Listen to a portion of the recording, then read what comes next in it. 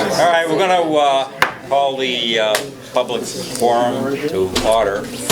And my name is Don LaHaye. I'm the chairman of the Central Vermont Regional Planning. And we'll go around and each person will have a chance to introduce themselves and their affiliation. I'm Sue Sinclair, Director. Are you going to the left? I guess so. I love a good entrance. Or a full circle, either way, yeah. Ina Ruth, Montpelier. Lori Hilliard, Northfield. Dick Payne, Cabot. Tim Carver, East Montpelier. George Malik, Orange. Mueller, Callis. Bob Warnick, Berlin. Larry Hebert, Williamstown. Gary Winters, Washington. Gunnar McCain, Waterbury. Brian Fitzgerald, Buckspur.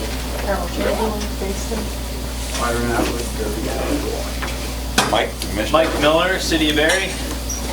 And out back, folks want to introduce yourselves and your affiliation. I'm Beth Hill. I'm on the executive board for Central Vermont Economic Development Corporation for the City of Montpelier. Tom Galanka, City of Montpelier. As you want to. Jackie Casino, staff. Ed Larson, Montpelier. Steve EDC board. Kim McKee, staff. Brad Denny, Northfield.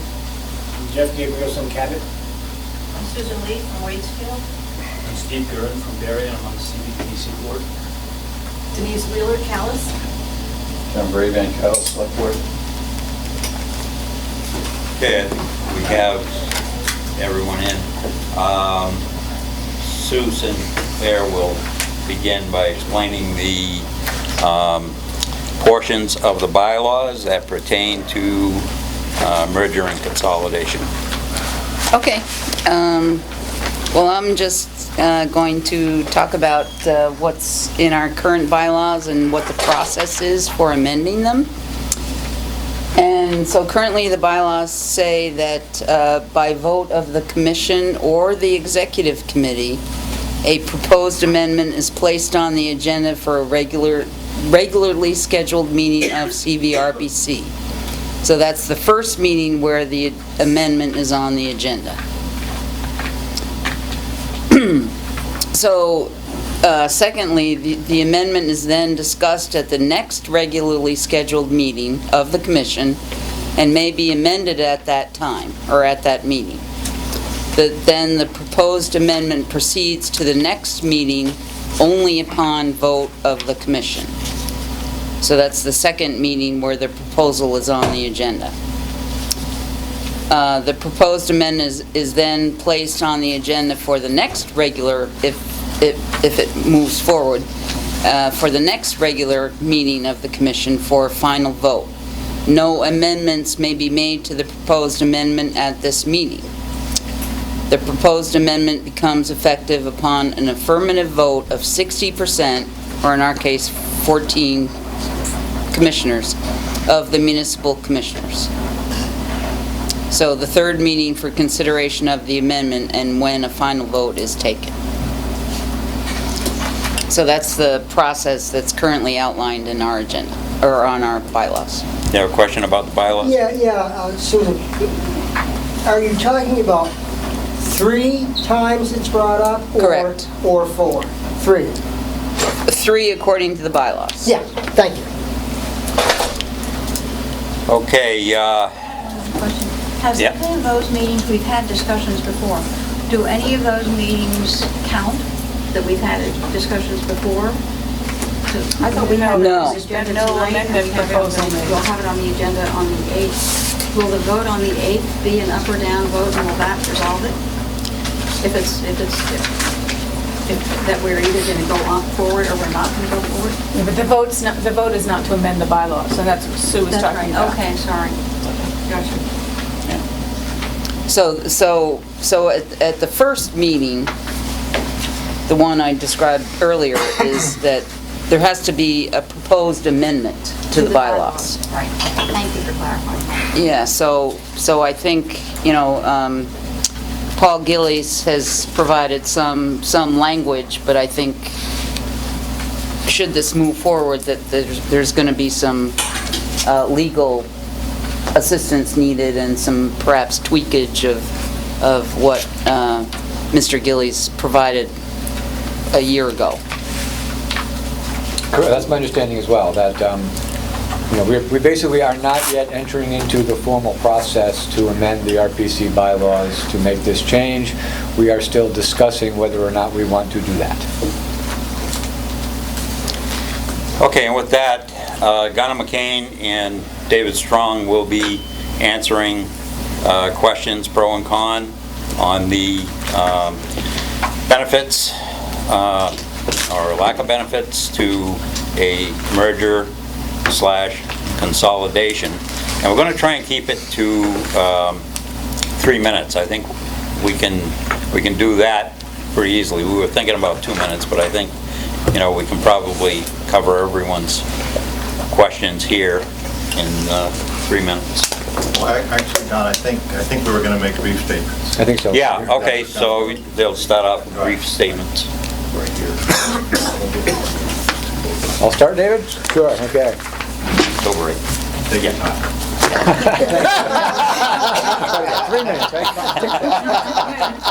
I care a little more than that. Uh-oh. I even timed mine.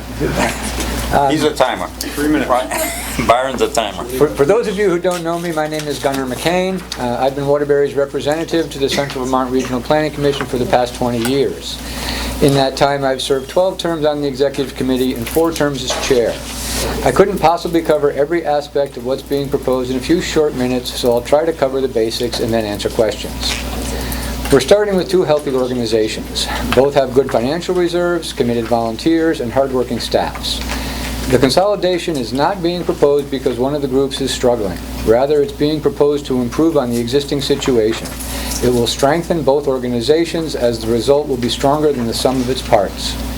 The proposed working name for the consolidated group is the Central Vermont Regional Commission. Services that the RPC currently provides to its member towns will not be negatively impacted. Member towns will still have access to the full range of support services provided by the RPC. There will still be contracts with the state funding agency, and there will still be a dedicated work plan. The Regional Planning Commission has statutory requirements relating to town and regional plan approvals. These issues are and will remain the sole responsibility of the member towns, as economic development and at-large directors cannot vote in local or regional plan approvals. This is required by statute and reinforced in the proposed bylaws. The organization's public images will be strengthened. Residents, municipal leaders, business people, and those looking to relocate their families or their businesses to the area will see that Central Vermont takes a holistic approach to planning and development with the goal of improving the quality of life for all Central Vermonters. Just as importantly, our public image and power of persuasion will be strengthened in the eyes of state government agencies and others working with Central Vermont towns, residents, and businesses. This is an extraordinarily important issue in light of Vermont's weak county government system. The Regional Commission could act to support and coordinate town needs and desires when they conflict with state proposals, and the result will be more local control on many issues. The combined organization will be financially stronger. Certainly there will be a cost to merge. However, once combined, there will be some office management savings, and in addition to that, the coordinated approach will allow for better targeting of resources, such as infrastructure evaluations like traffic studies, to areas where the municipalities and planners want growth and where developers desire to develop. It is likely that some redundancies will be eliminated, resulting in more output from the same number of staff. The merger will create stronger cooperation between planners and developers, as they will be looking at conflicts between proposed projects and issues of concern early in the planning process. Those issues relate to things such as community desires, conformance with regulatory requirements, and the ability of existing infrastructure to support development. Merging the organizations broadens early input into development projects, and this early coordination will result in projects that are appropriate in terms of location, scale, and community need. Projects that are inappropriate for a particular area or site, are inconsistent with local planning and zoning, don't conform to the regional plan, or are considered undesirable by the local community will likely never get started. Communities want sustainable developments that are appropriate for their town, and developers want a permitting process that is more predictable. These outcomes, which to some extent already occur, will be enhanced under the new structure. On the economic development side, the Economic Development Corporation will need to dissolve due to the statutory requirements of the Regional Planning Commission. The Economic Development Corporation Board will become the Economic Development Committee of the Regional Commission and will have a work plan and contract as they do now. Also, as they do now, the Economic Development Committee will seek to improve the quality of life for all Central Vermonters. In the smaller towns, they will continue to assist businesses in the value-added forestry and agricultural product markets. In the larger towns, they will continue to seek to place larger businesses in appropriate locations. In all towns, they will continue to assist businesses in finding the right locations and in finding funding sources as the businesses may require. There are many advantages to merging, some tangible, some intangible. The Consolidation Committee, which started as a group of 10, perhaps 2 of which entered the discussion with the belief that the merger should move forward, ended with 9 members in favor. The committee was not stacked in favor of approving the merger. It was a year of meetings and working together to create the structure that led 9 of the 10 to believe that merger would improve both organizations and resulted in the recommendation to merge as described in the final report on the Joint Committee of Consolidation. Thank you. Thank you, Gunnar. David? How long? How long was that? You can go to 4 minutes. You can go to 5. Was it really? 4 minutes and 30. I didn't talk, I tried to talk too fast. All right, so something that is exceptionally large, that deviates greatly from the norm in appearance and structure, can legitimately be called a monstrosity. And although it's a strong word, I think it can fairly be applied to the organization model we are considering tonight.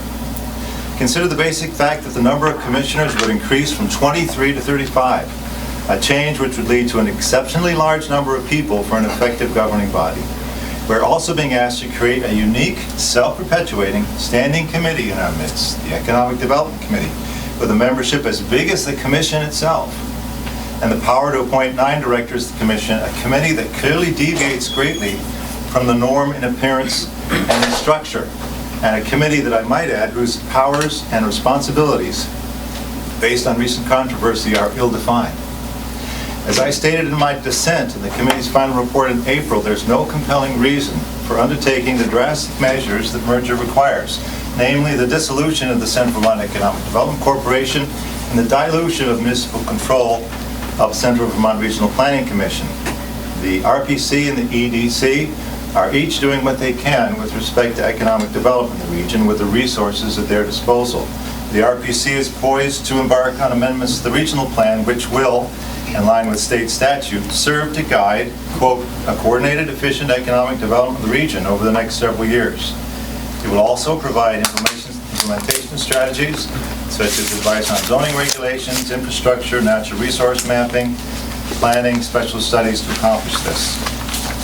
On the EDC side, while it may be true that as the 2001 NATO study concluded, the network of regional development corporations appear to lack the organizational capacity, diversity of services, financial resources, and organizational scale necessary to realistically drive regional innovation and growth by themselves, folding the 2 regional organizations into a single entity does nothing to augment resources or capacity for development in the region, which realistically is something that can only be accomplished in partnership with a statewide planning and development agency, which our state is lacking.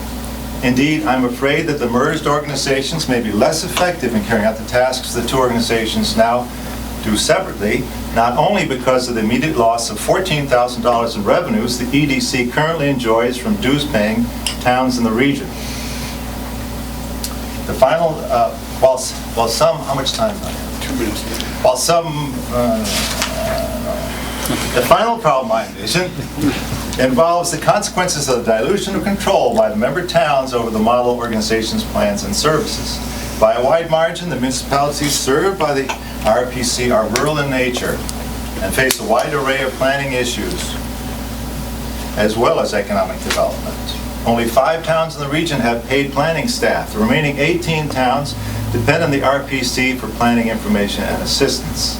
Since under the proposed merger, no additional staffing is envisioned, it's evident that the EDC anticipates existing planning staff time will be reallocated to assist with the kinds of issues it is focused on. In a recent open letter of the Times-Argus by a leading member of the EDC, which was endorsed by the entire EDC Board of Directors, avers that the proposed Economic Development Committee would be virtually autonomous on matters related to economic development. This is an example of the kind of friction that this unwieldy organization would generate.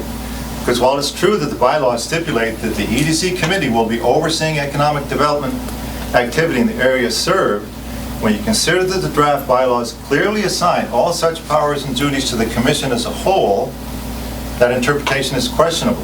When you add the fact that the draft bylaws state that, quote, no authority to make final decisions rests with the committees, and the EDC is no exception to that, the claim of autonomy is even weaker. And when you consider that with the commission as a whole, in the words of the proposed bylaws, the commission has the ultimate authority to overrule any committee's decision, the interpretation that the EDC is autonomous is quite a stretch.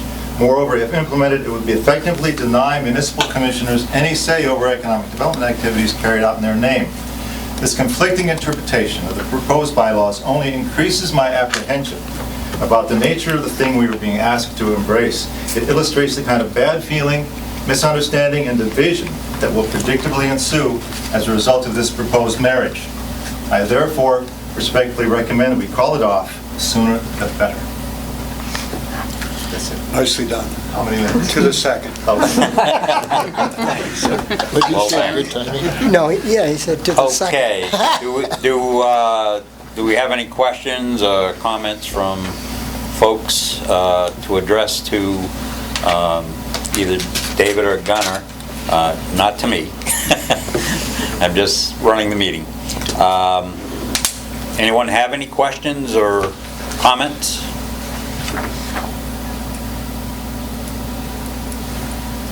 Looks like we took care of them. Looks like it, huh? We're pretty good. Nothing? Yeah, I guess you guys did You a want another good minute and a job. half? Apparently I went over. Dick? Yeah, I've spoken several times with my select board, and they don't want the merger to go forward. Okay. That's how they view it. I happen to share their view, but that's how they view it. Anyone else had any reports from their appointing authority? Tim? Yeah, it's a downer for them. And when you guys came to East Montpelier, it became apparent, and there's been no conversation since, and I've been told nothing's changed. Okay. And that's mainly because of the dilution of the Regional Planning Commission. They represent towns. And to get away from that, it's going to be a different organization. I have a question. Yeah. Dave, I have a question for you, and that is how specifically will the towns not receive the statutory required services that the RPC provides under contract to the ACCD and not provide these services for a town and yet be able to get its next contract reviewed if it has not done its statutory obligations? How specifically is this not going to happen, and how specifically are towns going to suffer, particularly the 18 without their own planners? Well, as I said, the merged organization doesn't anticipate any increase in the number of planning staff. The EDC does not currently have a planner on staff. I imagine they want to join us to access the planning services that are available in our agency. And so I anticipate it would be inevitable that there would be a demand for services from existing staff that are currently not being provided by the RPC that would reduce the availability of services to towns. Except that the RPC does not have an economic planner, so how would that occur? I don't feel I've had my question answered, David. The planners that are on the Regional Planning Commission staff have specific functions in the planning realm, but not including economic development. So I'm not sure how that attention that would be diverted away from the towns at their town's cost Well, detriment. If a planner on staff doesn't have those skills and they're required by the organization and the EDC committee, I imagine that would influence the personnel decisions, the hiring decisions, or the kind of qualifications that the planners would be expected to have. But David, there are statutory requirements that the RPC has to have to fulfill its requirements under its annual contract. So how do we do away with that planner and then have an annual contract? The EDC does not have that statutory obligation. I'm not sure how the contract works, and Sue probably can explain it. They probably don't measure the level of service. Maybe they measure, whether certain basic services are being made available, but they don't measure the frequency and the quality of the service necessarily. But I don't know what the evaluation goes, but I imagine it would go down. It's a pretty rigorous review, isn't it, Sue, annually? What your performance- Yes, it is, and our contracts annually are performance-based, and we have various requirements to meet, and they change every year. I'm trying to remember what this year's, just to give an example, what some of this year's requirements are, but Jackie, help me out here, because I'm drawing a complete blank all of a sudden. I don't have... Sue, by example, is there not a requirement that we, or there was last year, that we attend meetings with every community to, on the Enhanced consultation, yeah, that's... So there are very specific performance standards in the contract. And measures. And measures, and that's right, so... This year's requirement... They're tied to funding. Yes, and this year's requirements, one of them is submitting a plan in terms of updating our regional plan so that to meeting the requirements of the independent consultants report from our plan review that we had a presentation 2 months ago or 3 months ago. Back in June, that's one of them. Sure, yeah. Just for another example, and Sue's right, it does change on an annual basis, but to piggyback on enhanced consultation, they're also this year asking us to look at X number of regulatory bylaws in existence and review them in conformance with state statute as well as town plans. Another example. You got 3 minutes up yet? The timekeeper's 3 minutes are up. I guess I would just point out, I mean, there are a lot of reasons for people to have concerns maybe about the merger, but to speculate and to make assumptions about the intentions of the economic development folks, I think is unfair to them and their group. They met with us for a year, and at no point did they say that they needed more staff. They've got plenty of money in the bank. If they needed more staff, they've got the resources to hire more staff. I don't think they're trying to sneak into our institutions so they can steal some of our staff to do some of their work for them. They never made any intention that they had that need or that desire. I mean, there are a lot of reasons to be concerned. Certainly your point about diluting the voting members and those types of things, but I wouldn't get too far into speculating as to why the EDC is interested in making the merger. Okay, any others? Bob? Just in that respect, it's my observation that most members of the EDCs are in fact represent their communities in many other capacities. I give you Bev Hill, Josh Fitzhugh, Peter Hood, chair of the select board of his community. These folk are not without a very strong interest in their respective communities. Yeah, Laura. I have a question about how this Economic Development Committee will go together and how the votes will be on the commission. I spoke with the Northfield Select Board last night, and their biggest concern seemed to me that right now, the way the board of the Economic Development Corporation is made up, it's primarily, I think it's 7 towns are represented on that board. Most of them are from Montpelier. So if you now take that 35-member board and put it into the Regional Planning Commission, how is anyone else represented on the committee if they're only from those 7 towns? How do the smaller towns have any say on economic development at that point? Don, can you loudly repeat the question, at least Sorry. a short version of it? Should I yell now? Yeah, if you can speak up. Why don't you ask it briefly? Speak up. There's only 7 towns represented on the board of the Economic Development Corporation right now. And frankly, most of those board members are from the very Montpelier area. They have different planning needs than the smaller towns. So when we incorporate this board into our commission as a self-perpetuating committee, how do the smaller towns have any say on economic development if they're not even represented on that committee? Let me, David, you wrote about that in your report that's attached to the... Well, I wrote about, I commented on the apparent disagreement over the functioning of the Economic Development Committee.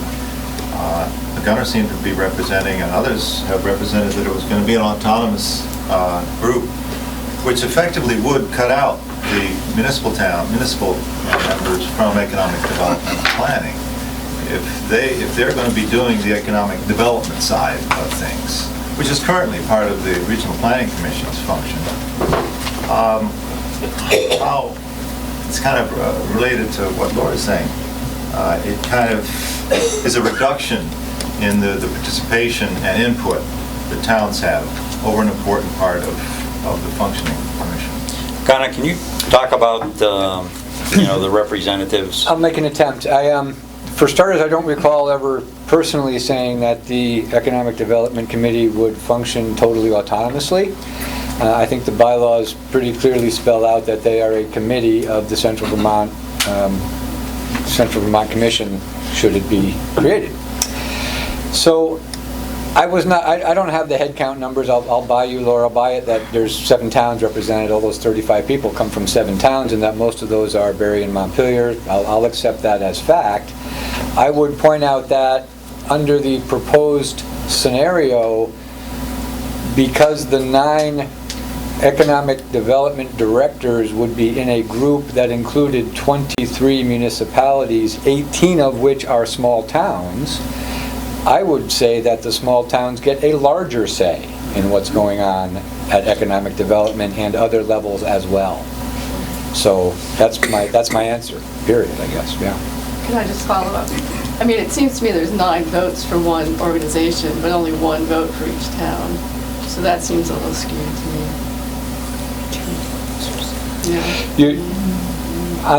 If you're operating under the premise that the Economic Development Committee has one mind, then yes, I would probably agree. Based on my year-long meetings with 5 of them and my many years of experiences with others over time just in being involved in these groups, I would say they are about as of one mind as this regional commission is. I don't really see that. Again, it could happen, sure. They could all get on the same page and decide to vote together. Has that ever happened? Not much, I would guess. This regional commission very rarely is all of one mind. I would suggest that the Economic Development Corporation is also very rarely all of one mind. But I'm not on the corporation. If one of them wants to speak to that issue, feel free. Ed, did you have your hand up? I did. I was trying to follow the conversation. I didn't hear a little bit of the last few things that Laura had said, but I'm trying to understand. I'm getting a sense that there's concern of the board makeup of CVEDC and that it might tilt scale somehow or change a tenor or a vote or something like that. I'm puzzled by that inquiry. I don't have the CVEDC bylaws in front of me, but we are required to find up to 35 members for our board, spread out around the region with different towns, 23 towns. Try to hit as many of the different business sectors as we can, include a reasonable mix of municipal representation, and to do that is a pretty interesting challenge. It's even harder to do it on a statewide basis, which I have done, and it's almost impossible. But to do, try to create a diverse mix of business leaders and civic leaders is what the bylaws basically says it does. It's logical that you would find most of your business people concentrated where the businesses are, which is primarily in the larger municipalities. But that's a logic you're going to see. We do, however, have people from Waterbury and Middlesex. We have made a lot of efforts to bring people in from Cabot, Marshfield. We are looking at some folks in Williamstown. We are recruiting constantly. Steve Guerin is our current chair of the membership committee and has been working on a new slate for our next annual meeting with some new members. And again, we try to reach out to folks in the outer areas to be a part of the team. I started from Cabot. I think I was the first member from Cabot. I moved to Montpelier, but I stayed on. My heart is still in the forest, but I also live in the city. Does it mean I'm going to change my attitude about planning and development? Probably not. What I'd like to say about CVEDC is that these are citizens of our community that have chosen a leadership role in the business community. They are the employers. They have made investments in our community. They care as much as anybody else in this room about the quality of our education that we're giving to our children, about the future of the economy, about the environment, and about all the other qualities and values that we all hold dear as to why we all live here in central Vermont. We answered the same survey that CVRPC put out 20 years ago. What do you value most about central Vermont? And it's its natural beauty. We embrace that. So we're not any different than any of the people in this room. We just happen to own businesses and want to participate in a strong, vibrant economic development policy. So, we're not here to try to stage a coup. We're not here to try to mull over the planners and tell them just exactly how they should be thinking. No, but we want to tell you what we know. We want to learn what you know and see if we can find ways to make things better. That's what it's about. So there's no conspiracy here. Not at all. I challenge Dave to did any of the five of us talk about seeking access to planners and to divert resources so that we can weaken the services to towns. I mean, where would we ever even dream that up? That's not what we're about. Well, there can be two sides to every story, and if a person is pro or con, doesn't mean there's a ulterior motive there. So we got to respect each other's positions. Dave? I just want to ask Ed and other members of the Economic Development Corporation if they agree with the NATO report that regional development corporations appear to lack organizational capacity, diversity of services, financial resources, and organizational scale necessary to realistically drive regional innovation and growth. Do you agree or disagree with that? It sounds like a blanket statement of economic development corporations in general, nationwide. No, in Vermont. This is from the NATO study. Okay, for Vermont. Yeah. Well, that may be true. I don't think it's true here in central Vermont. We have a pretty strong, vibrant organization. We have no problem having a quorum every month. We have no problem offering insight to our executive director, who attends this meeting regularly, as well as hundreds of other meetings. She is the pulse. He has the pulse of the region, and she's there and ready with a toolbox to provide services to businesses, municipalities, and to individual citizens who are looking to invest in central Vermont. And so we're one of the stronger ones. And I've not been to all the other ones, so I can't speak for all of them. Well, what possible benefit would you have to dissolve the corporation and establish a committee inside a larger organization, of which you'd be outnumbered, Okay, look, we're trying to, I'd love to answer that question, but... yeah, we're trying to keep this to answering questions for people to understand what is going on. We don't want to get into a contest here. Let's see, Ray? Yeah, I just keep coming around. The point comes up, I guess, in various forms, that there are questions about the motives of the business side of this thing. You say there's no conspiracy, et cetera, et cetera.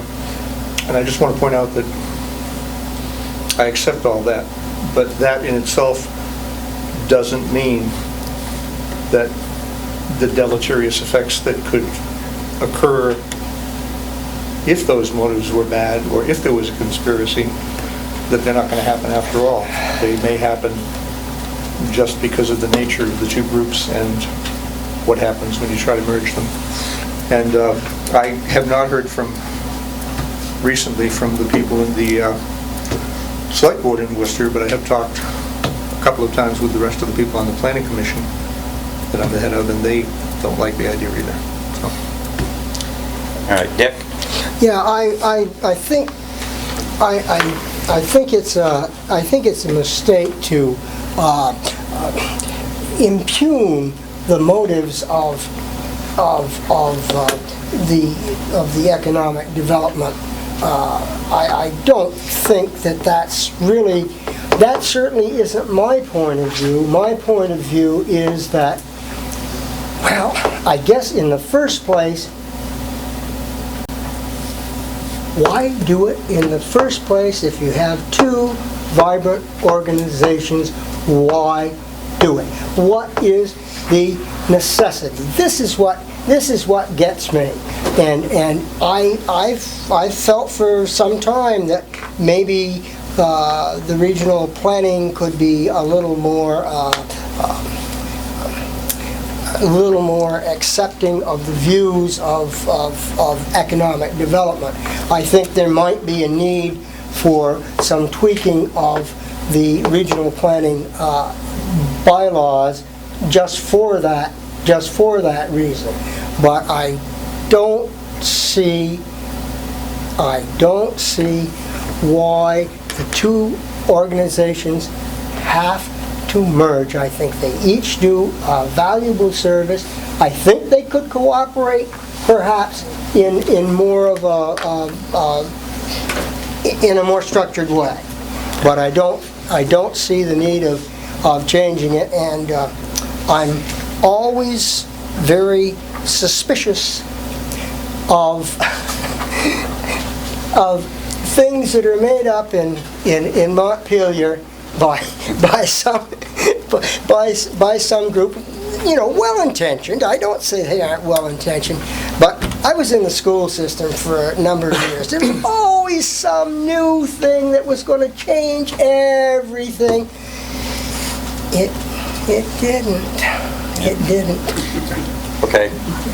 Yeah, I'd just like to get back to the simplistic start of this whole thing and where it began, because I think a lot of us either have lost sight of that, of why it even started, the discussion even started, or never were aware of it to begin with. But this all started with challenges for change under Governor Douglas's administration and the legislature that year, which was Democratic legislature. And there was some concerns about some of the towns and the services they were getting from regional planning. But it originally started in the legislature, not the city of Montpelier, up on the Capitol Hill.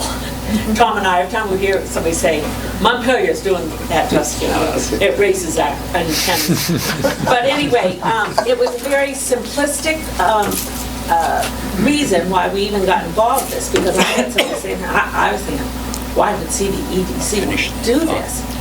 And the Governor Douglas ordered a committee to study, and I think it was for, looking for savings, for, again, simplistic wording of the meeting, looking for savings, but better servicing, too, and how that could be done.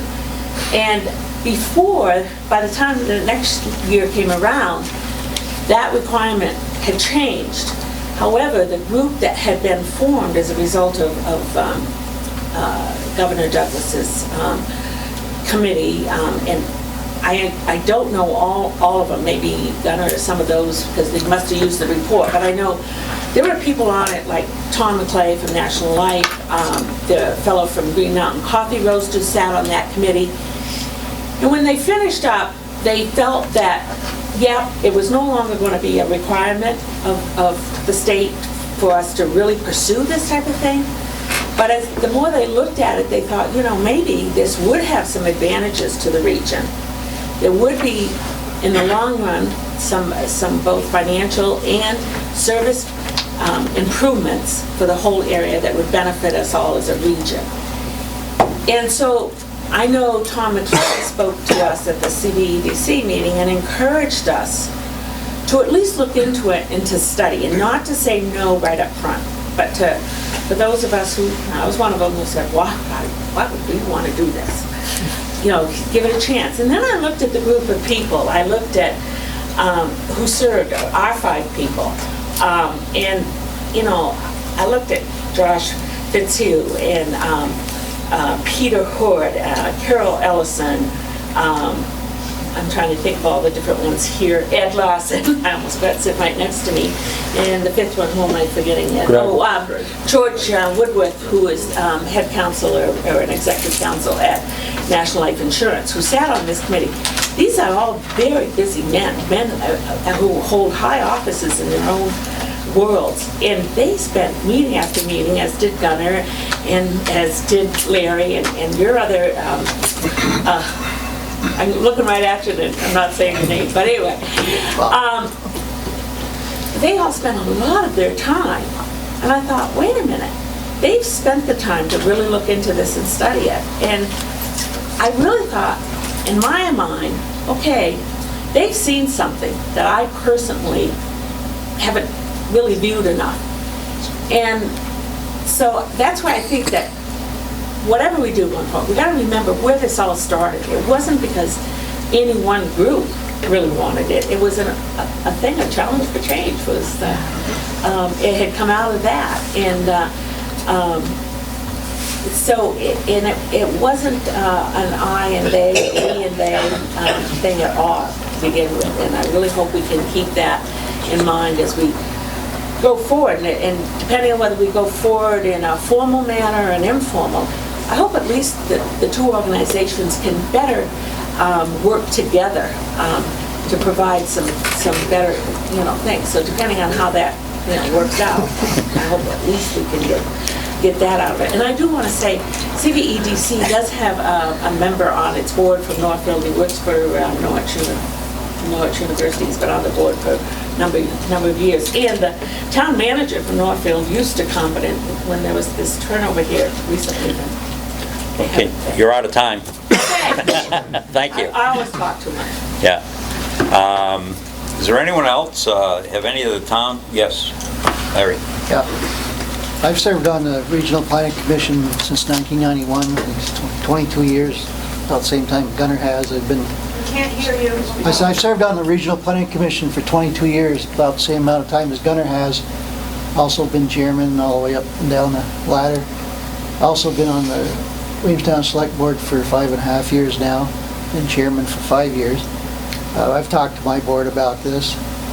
We're presently trying to get an economic development committee formed in our town to try to promote some economic growth. I absolutely see no downside to this at all.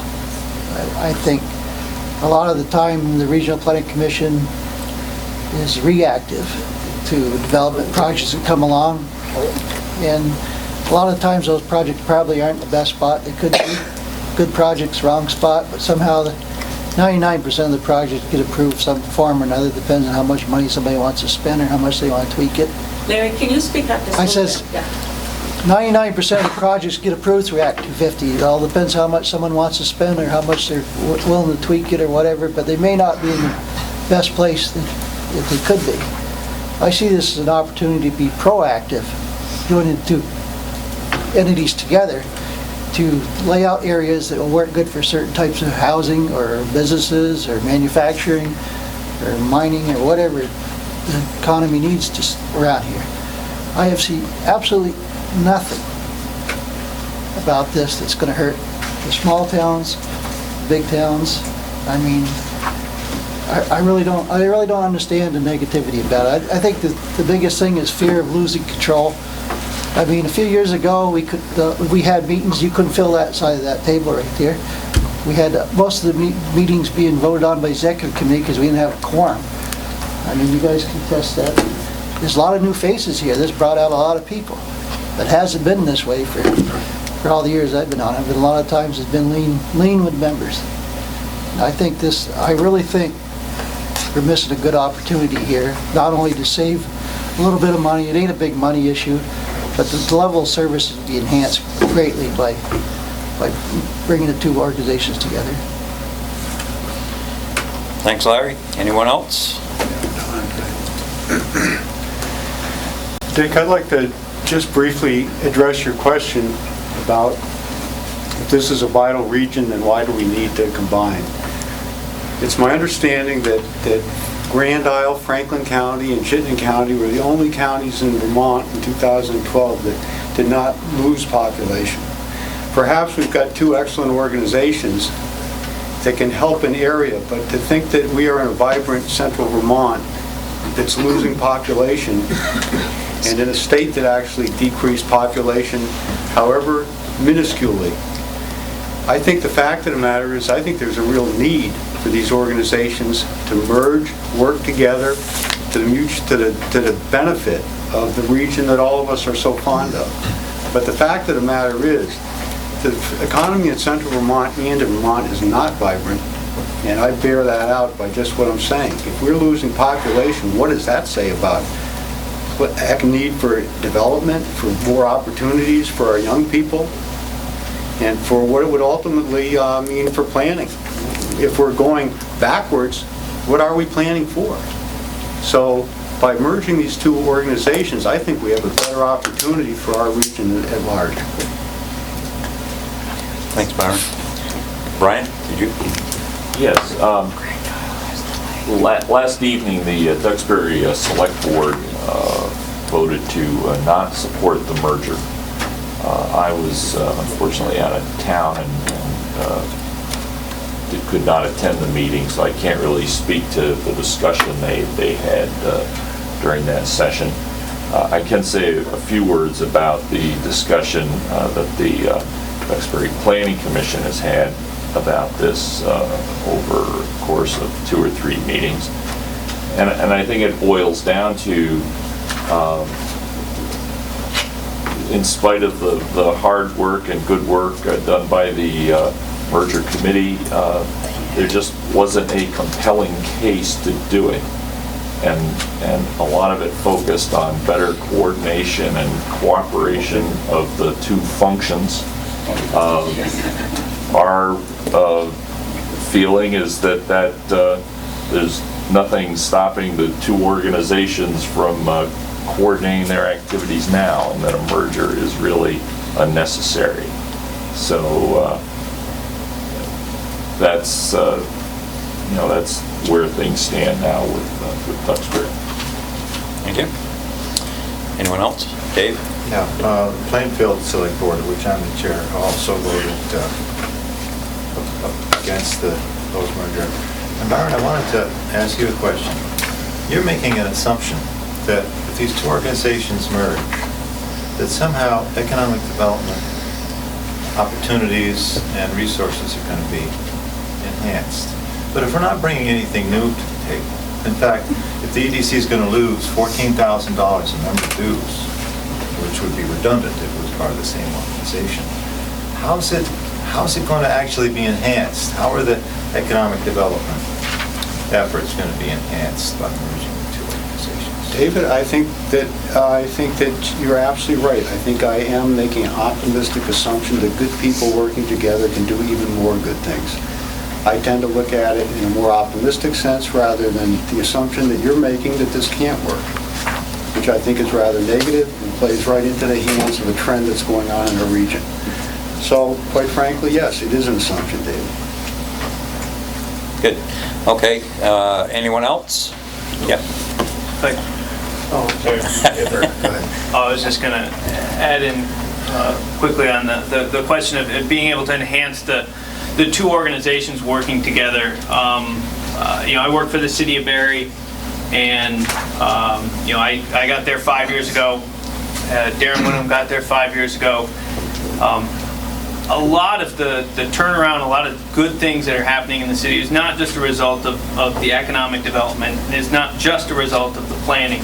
It's the fact that the two of us work together on a regular basis to identify the barriers to economic development, to identify what in our planning we could improve, and how we could work together to make a better community. And that's, I think, what we could bring to the entire region. Now, obviously, if you don't have the right people, you don't have the right staff, and there's no guarantee it's going to work. But I think our ceiling is higher in a merged organization to be able to work together on a regular basis, because you're working in the same room, same environment. When questions come up, you've got the opportunity, and you'd be surprised to learn, the economic development and planning see the world differently. The needs and the barriers are really different, and I think when you take an opportunity, when you're just planning for telecommunications and food to plate and value added, and you're not talking to economic developers, you're taking a shot in the dark. You really have to go and, if you're going to have a food to plate initiative at the Regional Planning Commission, and you're not sitting down with an economic development person at that same table, you're probably just doing feel-good efforts. You're going to miss the point, because it's going to succeed over the long term. Sustainability over the long term is going to happen when you make sure you don't miss an economic hurdle in there. What's the reason that these upstart CSAs don't make it? It usually doesn't make it because it doesn't fail because of a planning. It's usually going to fail because it's missing a hurdle in the economic side. There's an economic obstacle or hurdle that they need to overcome in order for these to start to be successful. And you have to understand that other side of the table. And having the two organizations together puts all that information in one place, under one roof, and you get the opportunity to kind of see both sides. And if I've got 2 seconds, I'm just going to throw out, the city of Barrie has voted to approve and support the merger. We believe it's in the best interest of the region that we work closer than we are, and we feel the upside of the merger is we've got a higher ceiling, as I said, if we work and merge together as a single institution. If we don't merge together, I still support us working as close as we can, but I think we would have much better success of working together if we merged our organization. Hey, another Michael. I'm Michael Schumacher from Marshfield. I'm filling in for Faye Terry Silver, who wasn't able to make it tonight. So I think I'm a little conflicted here, because when I first came to the Regional Planning Commission, I was on it for a little while there, and I'm on the Planning Commission and the Development Review Board in Marshfield. I'm also own a construction business.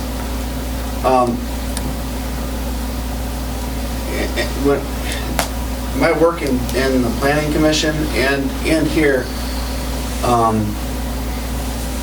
I feel has been often stymied by the lack of tools at a planner's disposal to execute these nicely worded sentences that we write, like encourage this and ensure that, and we can write these things in our town plans, and we can try to make these things we can write these utopian ideas. But I think when you say encourage, what are you saying? You have to say, okay, well, how do you encourage it? What concrete things are you doing to encourage that? And writing laws and regulations and restrictions can be a good stick to discourage certain things, but encouraging things, you have to have a carrot. And so I think that all that to say, I personally think that the goals of both organizations would be better met, because they would both have both those things at their disposal. They would have the carrot and the stick at their disposal as a group, and they could kind of work together to do these things. That said, Fay Terry has talked with the select board in Marshfield, and feels that similarly to some of the other small towns in the region, that this is going to affect the services that are brought to our smaller towns. So that's the source of my conflict, is that I believe that it sounds like both organizations would be stronger and able to address their needs better. I think a lot of the concern in the small towns, I don't know if I should speak for the small towns as a whole or not, but I think a lot of the concern revolves around the structural part of it, the organizational structure, and the way that things are set up that way. So if there could be a way to address the way that the voting happens or things like that, I think many of those concerns would go away. Thanks, Michael. Well, all right. Denise. What was the sense, you said personally you think this is a better idea. What did the select board tell you to say? Yes or no? The select board did not vote per se.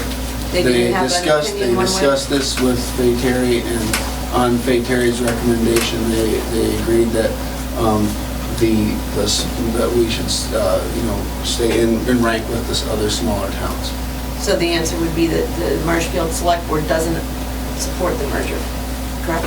As informed by Fay Terry. I mean, Well, that's your representative, so that's why you sent her. Thank you. Bob? Yeah, we're running out of time. Yeah, we're running right up to the end. I here, just so wanted to we got 1 minute here. The town of Berlin has met with me. It's also met and Josh Fitzhugh, and they support the merger. I just wanted to throw that in. Okay. I think for largely the same reasons that we've heard from Barry City, and frankly were articulated very nicely by Mike. The whole would be better than the individual parts. Yeah. Okay. Tina, Speaking of the structure, half a minute. as proposed in your report, the executive committee of the restructured organization would have 8 members. Can you say why you're having an 8-member board instead of an odd number for resolving conflicts? There are 3 at-large members, and it would seem easy to make it 4 at-large members and not have it be an even number. But that seems like a recipe for gridlock. I don't recall how we came to that conclusion, Tina. I'm sorry? I don't recall how we came to that structure. Okay. I don't, yeah, if that was a total hang-up, sure, we could add another member. This is the recommendation of the committee. Certainly, if this moves forwards, we'll be looking at all of this and perhaps hashing out a few things. Right. I don't see that as a reason to say no to the whole merger. That's not the reason I say And I no, don't it's just- recall why we came up with that particular number. Yeah, I guess I do think that we already have a lot of economic development people on the commission. And I think economic development, we have to have an economic development element of our plan. And we have to, and we have a lot of economic development interest on the commission. I think CVEDC does great stuff. What I've seen from having gone over and looked at their report and stuff, I think they do great stuff. But I think we ought to work closer together. I don't think we should merge, but I think we should work closer together, and I hope we do. Hey, do any of our folks that are here for the talk have anything quickly that they want to say, because we're going to be ending up shortly here, or ask any questions that we can get out there real quick? No? Yeah, Ray, quickly. Well, because Michael Miller made this presentation a number of meetings ago, I sort of want to answer to some extent what I answered then, which is that he did a great job of accessing all the information and help that he needed without actually having these two groups merged together, and other people can do that. My fear, again, is just that in some unintended consequences fashion, the nature, the powerful nature of both of these organizations that he was able to use is going to bleed together and not possibly have the same effect that he was able to access. Everybody agrees, I think, that this means that we should be working more closely together. Understand. And if this didn't go through, this work in this document probably give a lot of answers. It might not be as easy as merging, but in the end would probably get us working much more closely together. Okay, I think this actually concludes this session, and hopefully anyone who had any questions, that they've been answered. And next month, we're going to have the vote, and that's only going to be an up or down vote. It's not going to be a vote on actually merging or actually changing the bylaws. So we'll need every representative to be here. Byron has gotten the calls out, and I'm sure we'll do it again next month to make sure everyone is on top of it, and, you know, have your town have your say. Can I ask a question? Yep.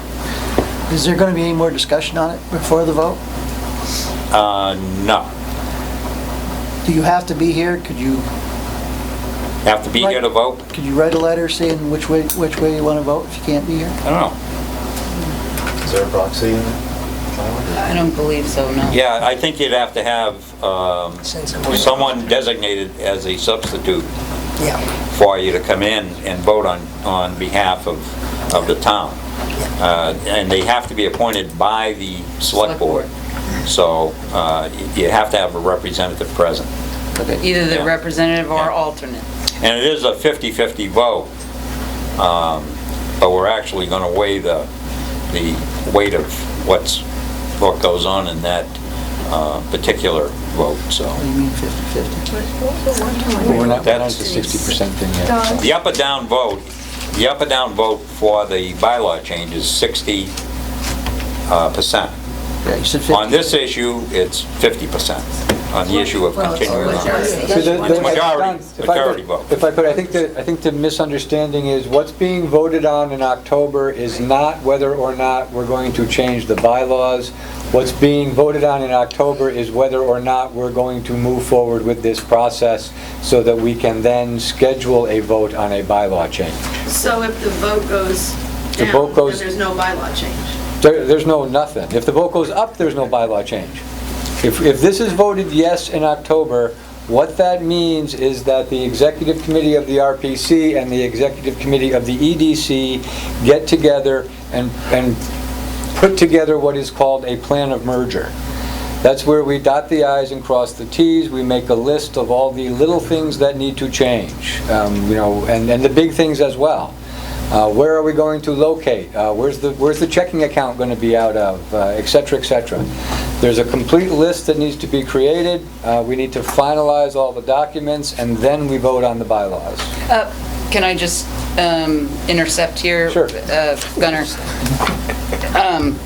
As I said earlier, to amend the bylaws, that it has to be a vote of the commission or the executive committee, and a proposed amendment is placed on the agenda for a regularly scheduled meeting of CVRPC. So a proposed amendment means that there has to be specific bylaw language. Yes, absolutely. Okay, so I just want to make that clear. I clearly, yes, thank you for clarifying, that was certainly it. The report concludes with next steps. And that is what basically we are voting on in October. Do we take the next steps? So that's basically... Bob, you had your hand up first. Yeah, I just didn't want to lose sight of an important part of this. Our partners also have to vote against. Yes, they do, absolutely. We're only half in this equation. If they say no and we say yes, it doesn't matter. Doesn't matter, right. Right. Larry? Say this thing moves forward to the next level. You have time to do all of what you're saying in 30 days? Don't forget Denise. No. No, it won't be 30 days. No. It won't be 30 So days. the final vote will be farther down the road. Yes. Okay, Denise? So what's, I guess I'm still confused. The vote, I get it, it's out in October, whether to merge or not to merge. What's the percentage of, it's got to be more than 50%, or it has to be, what, how do you, I mean, how many? That vote is not for the merger, that's just to proceed. Okay, so, So that's majority, 51%. so, okay, that's my question, thank you. Okay. We all certainly recognize, for those of us who've spent, I mean, some people spend 2 years working on this merger. Some of us only got to spend 1 year on this merger. None of us are interested in spending another 8 months putting things together if we know we're going to not get approved in February or March. So, I mean, if we look at this as 50% and it's not going to get another vote above that, you may approve this vote to move forward and it dies That may anyways get because tabled, we all go and realize we've got 8 people, 8 communities who've said absolutely positively not, then we know, the merger wins the first vote, but it's actually going to die because it can never get to 60%, and none of us want to go and waste another 6 months working on something that's not going to happen. That's why a lot of us just want to have a vote, so we know. Right, I don't know why you can't just do that. And then you don't waste. Well, we want to make sure everyone understands all the implications. That's why we're having these meetings, to make sure everyone understands, nobody's voting on rumors It's a process. We have to go through. We have heard a recurring theme that there wasn't enough information available for people to make an informed decision, so we try to present that information so that folks can make an informed decision. That's why we're doing this tonight. But you have one vote and then you have another vote. That doesn't make any sense to me. But It's procedure, we have to do it, required by law. Yeah, there's another 8 months of work that's left, so, I mean, we could have jumped right in and said, well, let's just keep on going for another 8 months and get all the way to the end point and be ready to vote on the thing, but we said, we've got to a point where we can put it in front of both boards and say, okay, this is what a merged board would look like. These are the roles and responsibilities, these are the financial interests of both sides. These are all the points. If everyone likes the idea of merging, we can move forward on the merger plan, which Paul Gillies laid out for us. These are all the nitty-gritty details you guys would have to figure out before you can actually merge. And we can do all that, but the first step was, all right, we've reached a point, we know what it's going to look like. The people like it, and if the vote is yep, then we can move forward on this other 8 months of hard work. If the vote is or no, then we know it's time to go and come up with something new. Vacation. Vacation. When I was on the board a while back, I suggested that before the committee put this much work into it, that the committee should reach out to select boards in the towns and with a small questionnaire or some sort of format and receive back what are the major concerns that the select boards of these towns, in this case the smaller towns, what are, say, have them pick 2 major concerns. What are the 2 or 3 major concerns you have? And if you could gather a consensus, if they're all structured around the voting participation of this one little section of the structure, and the rest of it all makes sense to everybody, then address that before you put another 8 months worth of work into it. So I would suggest that at this point, some effort is made to turn, if you would like to make towns like Marshfield and Plainfield and these other places, right now, a lot of these small towns are dug into their positions. And they're that way because you're presenting one single way that this could possibly happen as the only way. And and it's being presented to them as, this is how we're going to do it. Yes or no? I suggest that there is a less top-down approach to this that could be taken, that could form a larger consensus and allow everybody to be more on the same page with this. Okay, one more, David, and then we'll close. Well, two things. I didn't mean to, and I hope it wasn't taken as impugning the motives of people. I really want to understand what the thinking was behind it. And I'm sure you all have got good reasons for wanting to dissolve and become part of the RPC. I just didn't understand it, and I still don't really understand it. But the point I want to make is that the executive committee has established the resolution that's going to be voted on. That should see the RPC amend its bylaws and governing structure to accept the roles and responsibilities of the Central Vermont Economic Development Corporation. That's the way it's framed, and that's my understanding is what the vote is going to be on next meeting. Right. Yeah, actually, I think that's open to interpretation and amendment, and very frankly, based on our last executive committee meeting, I think that we should reword that, and I intend to make the motion to do that. It's about a merger, it's not about taking the company over. Okay, we'll talk about that at the executive meeting. We don't want to go there now. But Yeah, right. You brought it up, and I didn't want to let it sit there. All right, we're running into planning commission time, so regional planning time, so, yeah. Not a merger. Yeah. I think we should look at that, though. I think the wording is important, and maybe not the part about the taking over the roles and responsibilities, although that seems to be what would happen if it becomes a merged organization and CVEDC does have to dissolve. But if we're talking about amending the bylaws, that's not the decision to amend a specific bylaw, but it's getting relatively close to saying we're going to amend the bylaws, and I think one could argue that that does need a 60% vote. To amend them in principle. If we're going to amend the bylaws, we need a 60% vote, clearly. Okay, thank you all for being here, and I hope some of your questions have been answered.